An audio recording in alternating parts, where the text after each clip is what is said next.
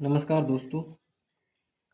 आज हम class 11th की फ़िज़िक्स की सीरीज़ में भौतिक जगत फर्स्ट चैप्टर पढ़ेंगे, जिसमें हम पढ़ेंगे प्रकृति में मूल बल। जैसा कि इससे पहले वीडियो में हम सिलेबस डिस्कशन कर चुके हैं कि हमें क्या क्या पढ़ना है। तो हम पढ़ते हैं प्रकृति में मूल बल। तो हमारा टॉपिक है प्रकृति में मूल बल। यदि आपको लगता है कि मैं स्लो पढ़ा रहा हूँ तो आप 2x पे भी देख सकते हैं, 1.5x पे भी देख सकते हैं। प्रकृति में मूल बल। तो मूल बल का मतलब फंडामेंटल फोर्स। फंडामेंटल फोर्स वो फोर्स होते हैं जिन पर समस्त फोर्स यानी समस्त जितने भी दुनिया में बल हैं उन सब का जो मूल बुनियाद है वो इन्हीं प्रकृति में 4 मूल बलों पर निर्भर करती है। तो 4 मूल बल वो कौन कौन से हैं उनके बारे में आइए चर्चा करते हैं। सबसे पहला है गुरुत्वाकर्षण बल।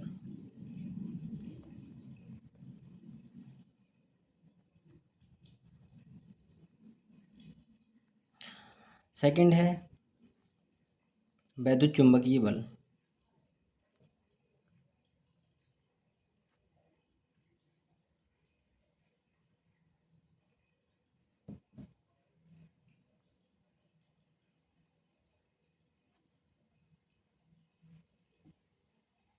थर्ड है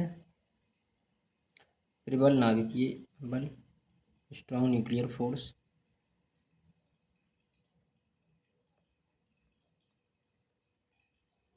और फोर्थ है दुर्बल नाभिकीय बल।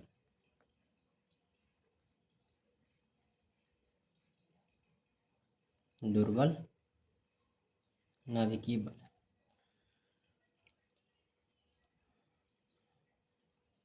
तो अब 1 बाई 1 चर्चा करते हैं। फर्स्ट है गुरुत्वाकर्षण बल।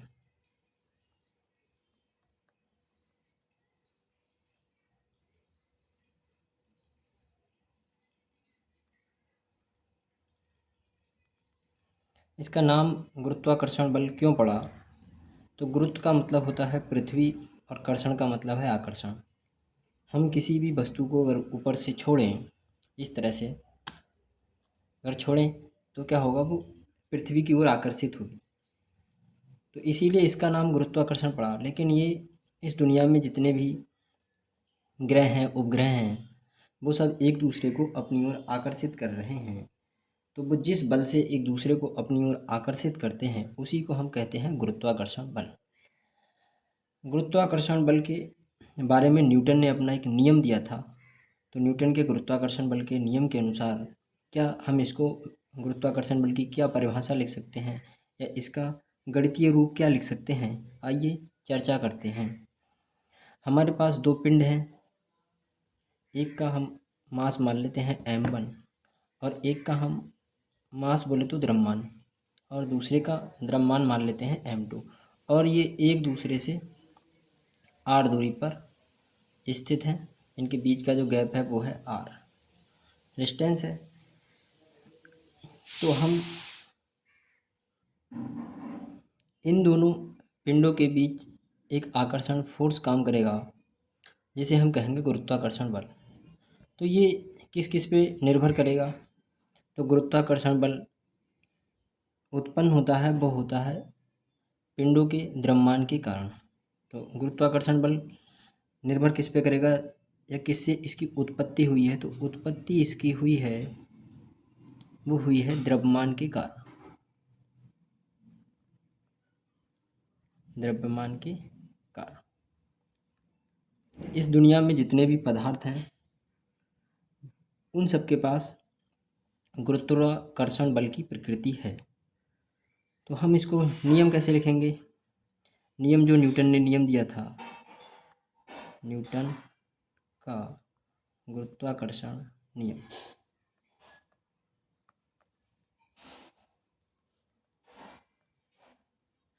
क्या था कि किन्हीं, ध्यान से सुनेंगे, किन्हीं 2 पिंडों के बीच लगने वाला गुरुत्वाकर्षण बल उन दोनों पिंडों के द्रव्यमान के गुणनफल के समानुपाती तथा उनकी बीच की दूरी के वर्ग के व्युत्क्रमानुपाती होता है। तो मैं लिख लेता हूँ। तो नियम है कि अगर हमारे पास दो द्रव्यमान वाली वस्तुएं हैं या पिंड हैं तो उनके बीच एक आकर्षण बल काम करता है जिसे हम गुरुत्वाकर्षण बल कहते हैं। और इसको गणितीय रूप में लिखेंगे तो पहले परिभाषा देख लें। न्यूटन ने बताया कि किन्हीं दो पिंडों के बीच लगने वाला गुरुत्वाकर्षण बल पिंडों के द्रव्यमान के गुणनफल के समानुपाती तथा उनके बीच की दूरी के वर्ग के व्युत्क्रमानुपाती होता है। कैसे लिखेंगे इसको गणितीय रूप में, आइए देखते हैं। तो इनके बीच ये जो मेरे पिंड हैं M1 और M2, इनके बीच फोर्स काम कर रहा है, एक बल काम कर रहा है, ठीक है। वो लिखेंगे हम, फोर्स जो है वो समानुपाती है इनके गुणनफल के, यानी M1 और इंटू ये M2, ठीक है। इसको इक्वेशन नंबर हम 1 लिख देते हैं। और इनके बीच ये जो r दूरी पर सेपरेटेड है, तो जैसे जैसे इनके बीच की दूरी हम बढ़ाते जाएंगे वैसे वैसे फोर्स की वैल्यू अर्थात बल का मान कम होते जाएगा। इसीलिए हम लिखेंगे कि फोर्स व्युत्क्रमानुपाती है। व्युत्क्रमानुपाती को हमेशा 1/r² के हिसाब से लिखेंगे। ये इक्वेशन नंबर 2 हो गया। अब हम अगर 1 और 2 को कंबाइन करें, नाउ ज्वाइनिंग और combining equation 1 and 2, we get equation 1 और 2 को कंबाइन करने पे हम लिखेंगे F proportional M1 into M2 divide by r²। जब भी कोई प्रोपोर्शनलिटी कांस्टेंट हटता है तो उसके स्थान पर, जब भी कोई समानुपाती हटाया जाता है तो उसके स्थान पर एक कांस्टेंट आ जाता है और इस कांस्टेंट का मान फिजिक्स की प्रयोगशाला प्रैक्टिकल एक्सपेरिमेंट की मदद से फाइंड किया जाता है। तो ये आया F equal to G M1 M2 divide by r², जहाँ पर ये जो जी है हमारा वो सार्वत्रिक गुरुत्वाकर्षण नियतांक है, जहाँ कैपिटल जी एक नियतांक है। इसे सार्वत्रिक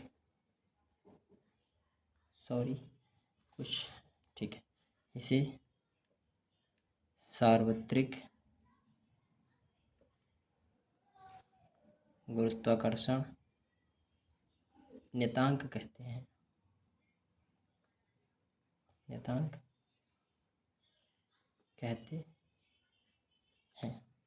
इसका जो मान है, इसका मान G is equal to 6.67 into 10⁻⁻11 newton metre square पर किलोग्राम स्क्वायर होता है। इतना आशा करता हूँ समझ में आया होगा। अब कुछ ज़रूरी बातें समझ लेंगे। गुरुत्वाकर्षण बल की उत्पत्ति किसके कारण होती है? तो द्रव्यमान के कारण। और गुरुत्वाकर्षण जो बल है वो इन दोनों द्रव्यमानों के बीच कौन सा माध्यम रखा है, जैसे वायु है या वायु नहीं है, कोई भी इनके बीच माध्यम है या नहीं, इस बात से गुरुत्वाकर्षण बल पर कोई प्रभाव नहीं पड़ता है। तो क्वेश्चन पूछा जाता है कि किस बल पर माध्यम का प्रभाव नहीं पड़ता है, तो उसका आंसर होगा हमारा गुरुत्वाकर्षण बल। आइए अब देखते हैं गुरुत्वाकर्षण बल के गुण। तो हमारे पास ये दो पिंड हैं, एक का द्रव्यमान है M1 और दूसरे का द्रव्यमान है M2, और इन दोनों के बीच का जो डिस्टेंस है वो है r। तो सबसे पहला तो ये हो जाएगा कि ये पदार्थों के द्रव्यमान पर निर्भर करता है। तो एक गुण लिख लेना, मैं शॉर्टकट में लिख दे रहा हूँ, द्रव्यमान पर निर्भर। दूसरा क्या हो जाएगा, ये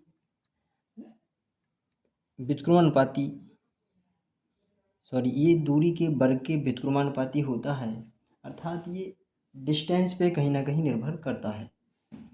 डिस्टेंस मतलब दूरी पे। और जो बल दूरी पर निर्भर करते हैं,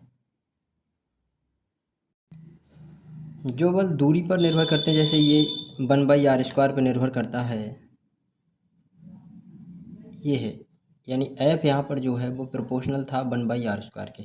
इसका मतलब है कि इसकी जो प्रॉपर्टी यानी गुण जो हो जाएगा वो हो जाएगा कि व्युत्क्रम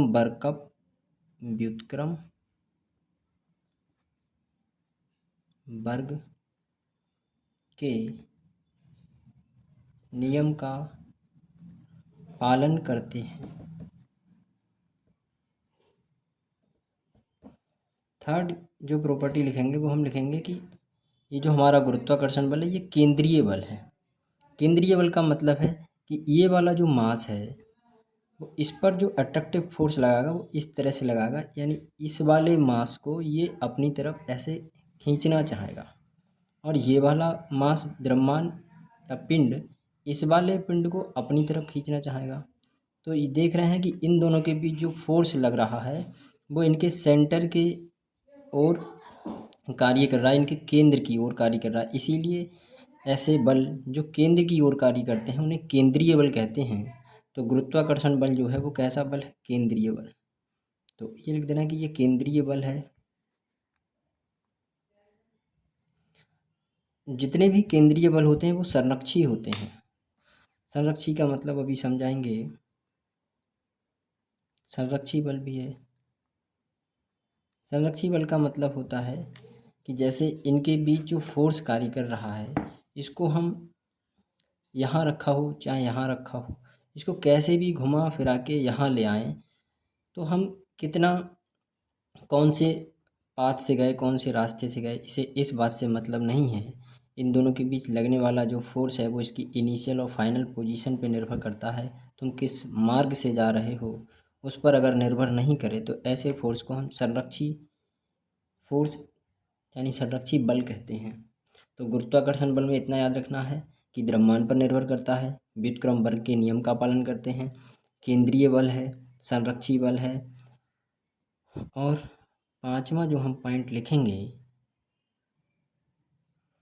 इसका जो नेचर है वो है आकर्षण प्रकृति का है।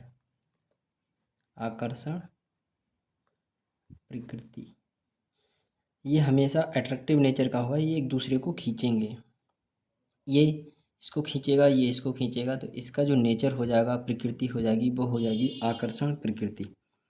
6 पॉइंट हम जो लिखेंगे वो लिखेंगे इसमें कि ये माध्यम पर निर्भर नहीं करता है। तो ये गुरुत्वाकर्षण बल जो है वो माध्यम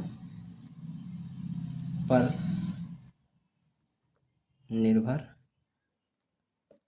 नहीं करता है। इतना समझ गए होंगे। 7 पॉइंट लिख सकते हैं कि ये प्रकृति में पाए जाने वाला दुर्बलतम बल है। प्रकृति में पाया जाने वाला दुर्बलतम बल।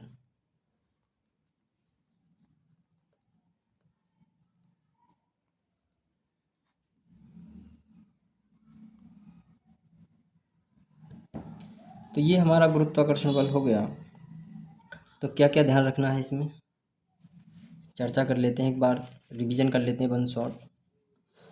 उत्पत्ति जो है वो द्रव्यमान के कारण है, माध्यम पर निर्भर नहीं करता है, द्रव्यमान पर निर्भर करता है, दोनों पदार्थों के द्रव्यमान के गुणनफल के समानुपाती, और दोनों जो पदार्थ है उनके बीच की जो दूरी है उसके वर्ग के व्युत्क्रमानुपाती होता है। मैथमेटिकल रूप में लिखेंगे F directly proportional m1 into m2 equation number 1, F inversely proportional 1/r², equation number 2। दोनों को कंबाइन कर देंगे, F proportional m1 into m2 divided by r², और हमें मिलेगा F equal to G m1 m2 upon r²। G एक सार्वत्रिक गुरुत्वाकर्षण नियतांक है जिसकी वैल्यू होती है 6.67 इंटू 10⁻⁻11 न्यूटन मीटर स्क्वायर पर किलोग्राम स्क्वायर। गुरुत्वाकर्षण बल के गुण द्रव्यमान पर निर्भर व्युत्क्रम वर्ग के नियम का पालन करते हैं, केंद्रीय बल है अर्थात केंद्र की ओर कार्य करता है, संरक्षी बल है, ये इसका जो वर्क होगा यानी कार्य करने की जो क्षमता होगी, जो इसके इसके द्वारा किया गया कार्य होगा वो पाथ पर अर्थात पथ पर, रास्ते पर डिपेंड नहीं करेगा, इसकी इनिशियल प्रारंभिक और अंतिम पोजीशन पर निर्भर करता है। ऐसे बल को संरक्षी बल कहते हैं। आकर्षण प्रकृति का है, माध्यम पर निर्भर नहीं करता है। इन दोनों पदार्थों के बीच तुम कोई भी माध्यम भर दो, इनके बीच लगने वाला गुरुत्वाकर्षण बल वही रहेगा, उसमें कोई भी परिवर्तन नहीं आएगा।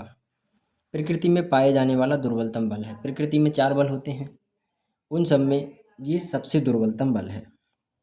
अब हम बात करते हैं अगले बल की, जो है हमारा विद्युत चुंबकीय बल।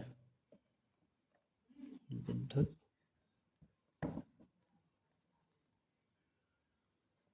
चुंबकीय बल। तो विद्युत चुंबकीय बल क्या होता है, देखो समझाने का प्रयास करता हूँ। ये मेरे पास कोई इलेक्ट्रॉन है और ये मेरे पास कोई प्रोटॉन है। मैं देखूँगा कि इस इलेक्ट्रॉन और इस प्रोटॉन के बीच एक फोर्स काम करेगा। ऐसे ये होगा एट्रैक्टिव नेचर का, इलेक्ट्रॉन प्रोटॉन को खींचना चाहेगा और प्रोटॉन इलेक्ट्रॉन को। और अगर मैं इलेक्ट्रॉन ले लूँ, यहाँ भी इलेक्ट्रॉन, तो यहाँ पे क्या होगा, एक दूसरे को ये प्रतिकर्षित करेंगे। इलेक्ट्रॉन इलेक्ट्रॉन को प्रतिकर्षित करता है।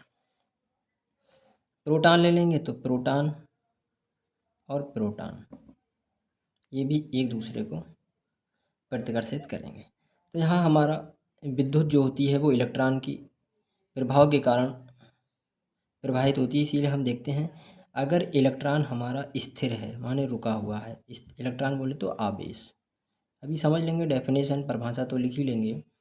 अगर आवेश हमारा स्थिर है तो किन्हीं अर्थात स्थिर आवेशों के बीच लगने वाला बल विद्युत बल कहलाता है। ध्यान से सुनेंगे कि स्थिर आवेशों के बीच, अर्थात आवेश मान लो चार्ज जो है, इलेक्ट्रॉन किसी भी पदार्थ पर अगर रुका हुआ है उसे बोलते हैं स्थिर आवेश। तो स्थिर आवेशों के बीच लगने वाला जो बल है वो विद्युत बल कहलाता है। लेकिन जब आवेश गतिमान हो जाते हैं, गतिमान का मतलब इलेक्ट्रॉन मोशन करने लगे, गति करने लगे, इलेक्ट्रॉन जो है वो फ्लो करने लगे, एक जगह से दूसरी जगह जाने लगे, तो ऐसे में जो गतिमान इलेक्ट्रॉन होगा, गतिमान इलेक्ट्रॉन अर्थात गतिमान आवेशों के बीच लगने वाला जो बल होता है वो विद्युत चुंबकीय बल होता है। आशा करता हूँ समझ गए होंगे आप। फिर से एक बार सुन लेंगे कि स्थिर आवेशों के बीच लगने वाला विद्युत बल है, लेकिन गतिशील आवेशों के बीच लगने वाला बल विद्युत चुंबकीय बल है। तो परिभाषा लिख लेते हैं, अभी थोड़ा और समझते हैं। जैसे मेरे पास एक चार्ज है, ये है Q1 और ये चार्ज है Q2 और ये दोनों स्थिर हैं और एक दूसरे से ये r दूरी पर स्थित हैं। इनके बीच का जो डिस्टेंस है, दूरी है, वो r है। तो अब ये चार्ज है Q1 और ये चार्ज है Q2 और ये दोनों स्थिर हैं, तो इनके बीच काम करेगा वैद्युत बल। अभी चुंबकीय बल नहीं आएगा, अभी काम करेगा इनके बीच वैद्युत बल। तो स्थिर आवेश हैं और उनके बीच यहाँ पर जो कार्य कर रहा है वो कर रहा है विद्युत बल।